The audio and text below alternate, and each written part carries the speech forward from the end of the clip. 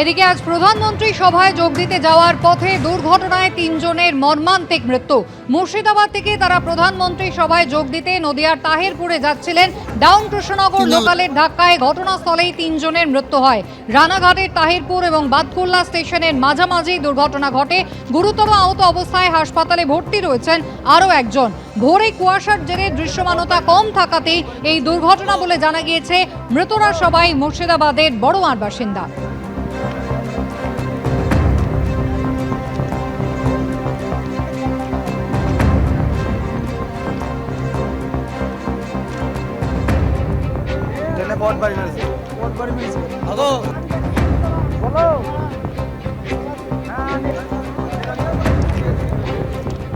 তাহিরপুরে দুর্ঘটনা নিয়ে এবার এক্স পোস্ট করলেন তৃণমূল সাংসদ মহুয়া মৈত্র, যেখানে তিনি লিখছেন, মোদির অহংয়ের কাছে চাপা পড়ে গেল ভয়াবহ দুর্ঘটনার ট্র্যাজেডি।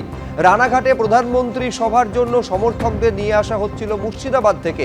তাদের মধ্যে 4 জন উঠে এসেছিলেন রেল লাইনে ট্রেনের ধাক্কায় মৃত্যু সমর্থকদের। পুরো ঘটনাটি এড়িয়ে গেল বিজেপি, ধামাচাপা দিল বিজেপি, মিছিল নিয়ে এগিয়ে গেল বিজেপি।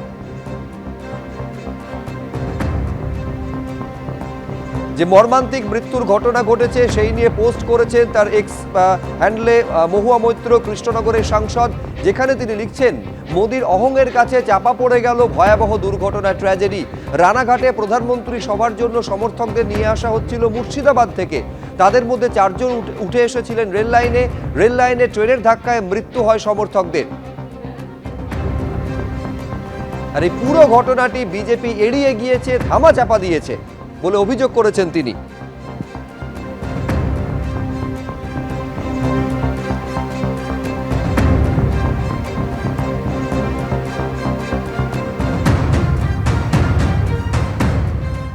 তাহিরপুরে রেল দুর্ঘটনা নিয়ে পূর্ব রেলের জেনারেল ম্যানেজারের কাছে রিপোর্ট চেয়েছেন রেলমন্ত্রী অশ্বিনী বৈষ্ণব।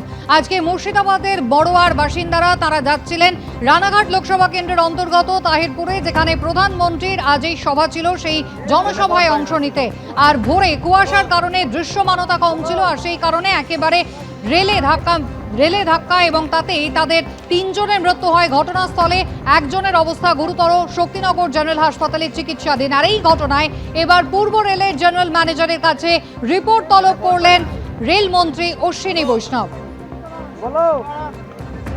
অরিত্রিক ভট্টাচার্য আমাদের প্রতিনিধি রয়েছেন টেলিফোন লাইনে। অরিত্রিক,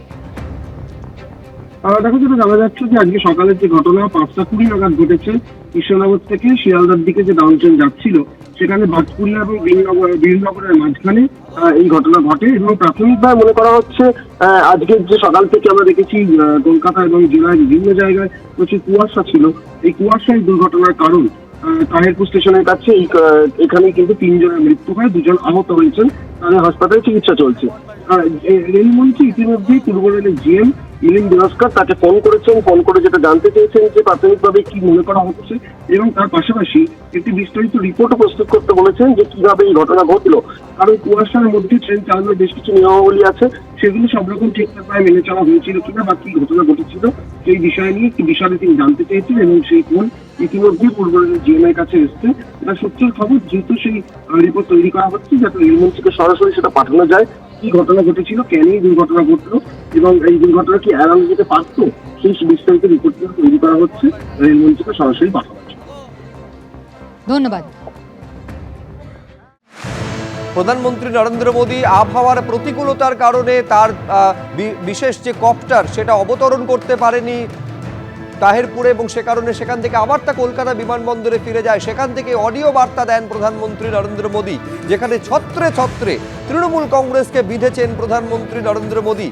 বাংলার জন্য তিনি প্রচুর কাজ করতে চান, পশ্চিমবঙ্গের জন্য সদিচ্ছার কোনো অভাব নেই, অর্থের কোনো অভাব নেই, প্রকল্পের কোনো অভাব নেই, কিন্তু কাটমানি এবং কমিশনের গেরোয় তা আটকে যাচ্ছে বলে আক্রমণ শানিয়েছেন প্রধানমন্ত্রী নরেন্দ্র মোদী।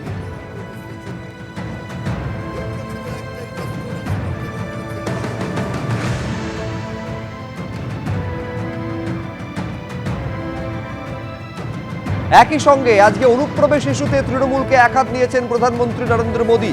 মোদী গো ব্যাক বলা যেতে পারে, অনুপ্রবেশকারী গো ব্যাক এইটা কেন বলা যাচ্ছে না? এসআইআর এর বিরোধিতা, অনুপ্রবেশকারীদের মদত করার জন্য তৃণমূল কংগ্রেস করে চলেছে বলে আক্রমণ শানিয়েছেন। কি বলেছেন এই অনুপ্রবেশকারী ইস্যুতে এবং এসআইআর ইস্যুতে এই রাজ্যের শাসক দলকে বিধে দেশের প্রধানমন্ত্রী? দেখব।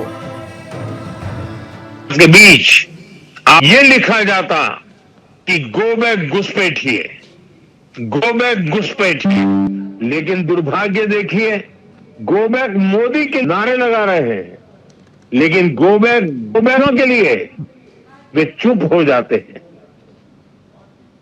जिन घुसपैठियों ने बंगाल पर कब्जा करने की ठान रखी है, वो टीएमसी को सबसे ज्यादा प्यारे लगते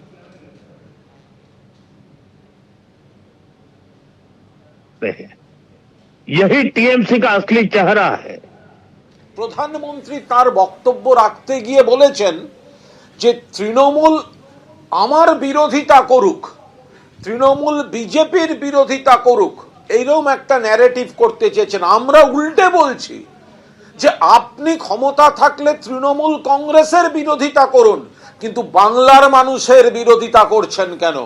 বাংলার গরিব মানুষকে কাজ করিয়ে টাকা দেননি, বাংলার মানুষকে আবাসের বাড়ি দেননি, বাংলার বকে আপনি তৃণমূল কংগ্রেসের বিরোধিতা করুন, গণতান্ত্রিক পরিসরে রাজনৈতিক বিরোধিতা করুন, কিন্তু সেটা করতে না পেরে আপনারা বাংলার মানুষকে আপনারা ভাতে মারছেন, অসম্মান করছেন, বাংলা ভাষাকে অসম্মান করছেন, বাংলা যারা বলছে তাদের অন্য রাজ্যে তাদের উপর নিপীড়ন চালাচ্ছেন, বাংলাদেশে পাঠিয়ে দিচ্ছেন বাংলাদেশি বলে।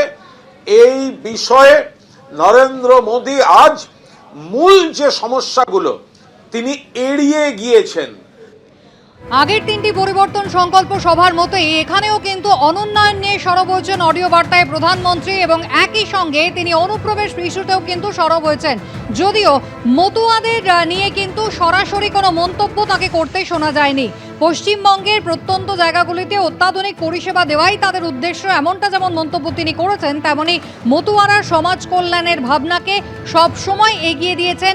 এই মন্তব্যই আজকে অডিও বার্তায় করেছেন প্রধানমন্ত্রী।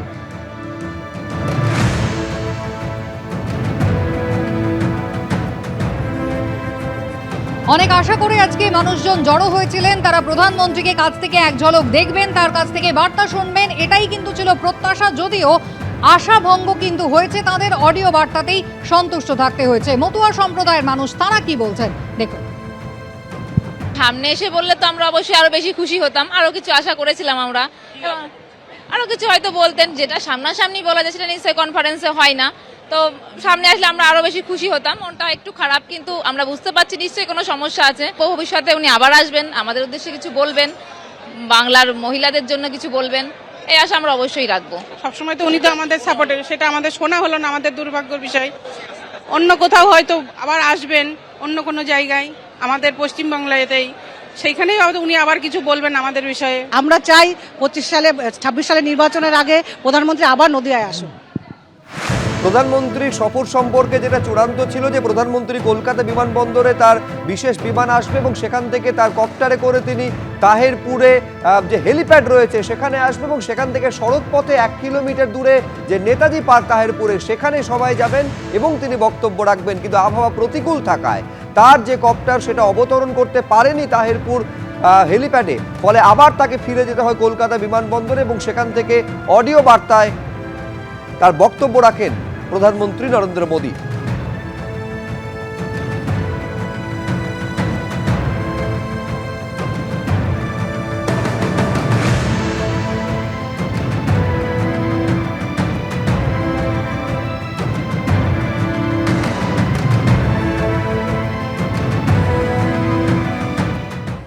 এবিপি আনন্দ, এগিয়ে থাকে, এগিয়ে রাখে।